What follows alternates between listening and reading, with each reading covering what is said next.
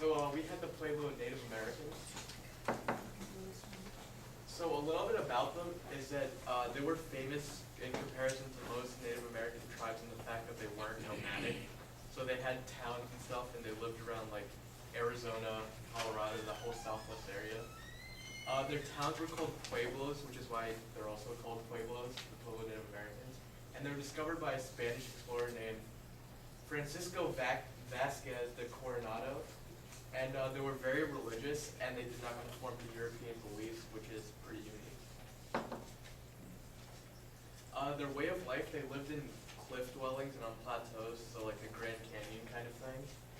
And the big houses that they created in their towns, which could house anywhere from like 20 to 1,000 people, were also called pueblos. And they lived like a typical tribe in the sense because they were very communal, and they traveled together whenever they had to, and they hunted together, those kind of things. All right, so the Pueblo Native Americans were most known for their arts and culture and their beautiful art and use of bold and red colors in paintings and pottery. They were famous for painting religious figures in ceremonial rooms, and they were the first to use leaves to paint pottery with. Like, they pretty much pioneered the modern paintbrush. And also made ivory masks and clothing for religious purposes, like the one over there.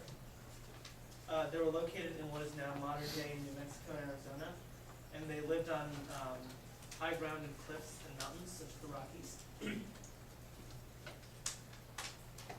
All right. So from the period of 700 to roughly 1100 AD, there was a large increase in population, mainly because they had greater stability in this point. They had a relatively fertile climate, so they could produce enough food to feed this increasing population.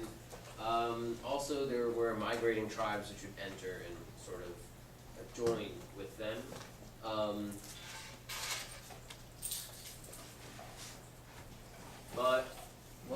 Despite this increase in population, there was actually a large decrease later on around the 1200s. It first started in 1276 with the Great Drought, which lasted for about 25 years. Basically, this caused a massive drop in crop yield, which led to food shortages, meaning that they could no longer feed their population.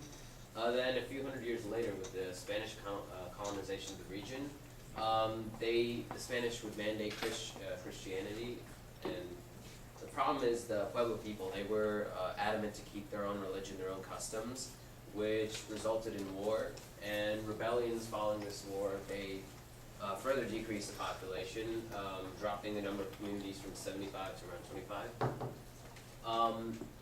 Consequences of the fall of population, warfare became rampant. There were wars between tribes, between the Spanish and the Native Americans.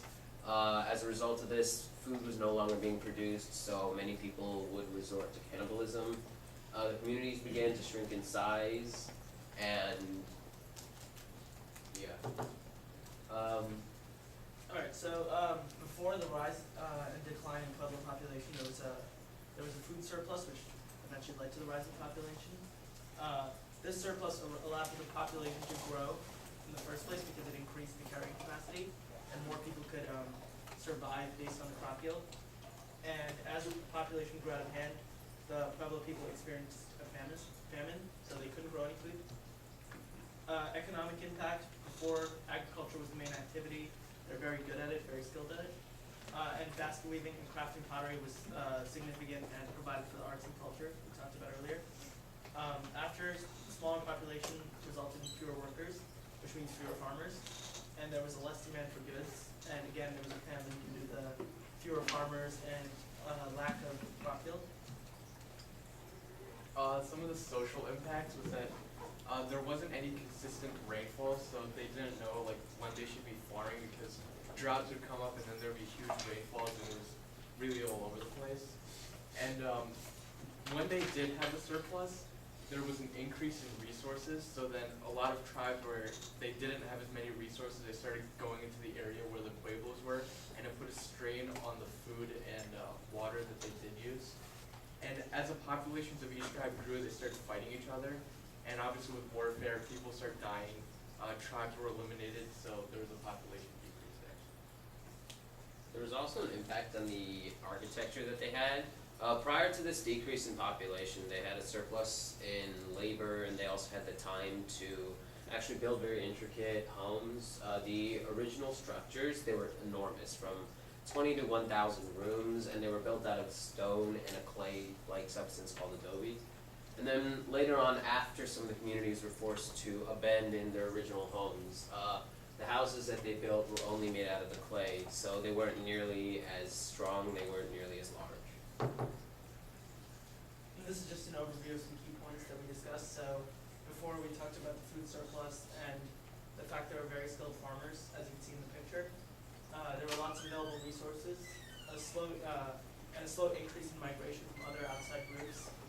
After there was this slow migration turned into an influx of new tribes and intertribal warfare.